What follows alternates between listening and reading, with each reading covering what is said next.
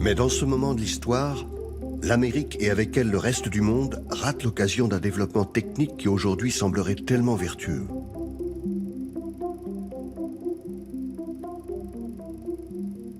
Pendant la guerre, le gouvernement américain a largement financé des programmes de recherche sur les maisons solaires.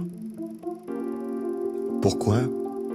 Parce qu'il fallait réduire la consommation intérieure de pétrole pour maximiser la part envoyée au front. En 1948, Maria Telkes, une brillante biophysicienne du MIT, met au point une maison solaire autosuffisante à 75%.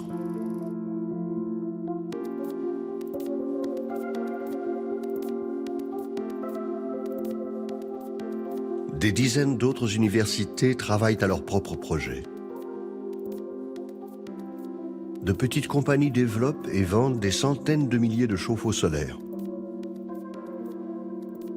En Floride, au début des années 50, 80% des habitations sont équipées. Pour de nombreux architectes, journalistes ou personnalités de l'époque, le solaire devient une sorte d'idéal. À ce moment-là de l'histoire, le solaire semble se préparer un avenir radieux. C'était il y a plus de 60 ans.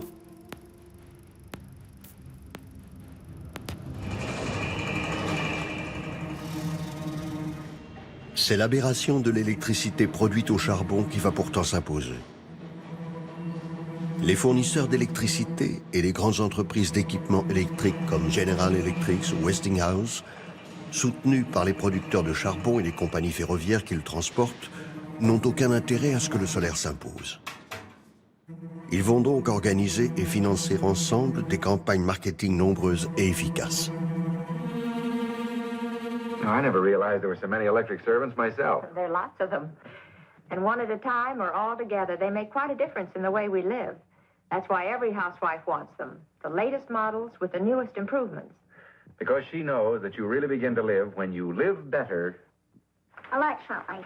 You can make your family's life much brighter. You will find your work much lighter. It's as easy as can be to live better electrically. You can have... Il ne s'agit plus seulement de chauffer les maisons, il faut aussi être capable de les refroidir. Le climatiseur fait son apparition. La promesse de la maison électrique invite à un confort nouveau. Les industriels de l'électricité se vendent en inventeurs du futur et se rapprochent de Leavitt et de ses amis.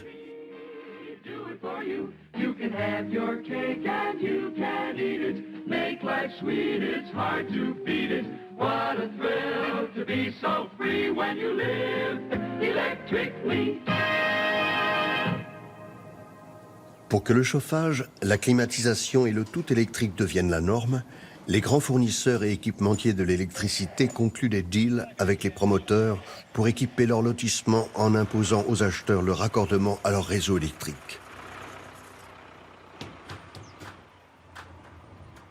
Les industriels de l'électricité et du bâtiment signent ainsi la mise à mort du développement de l'énergie solaire.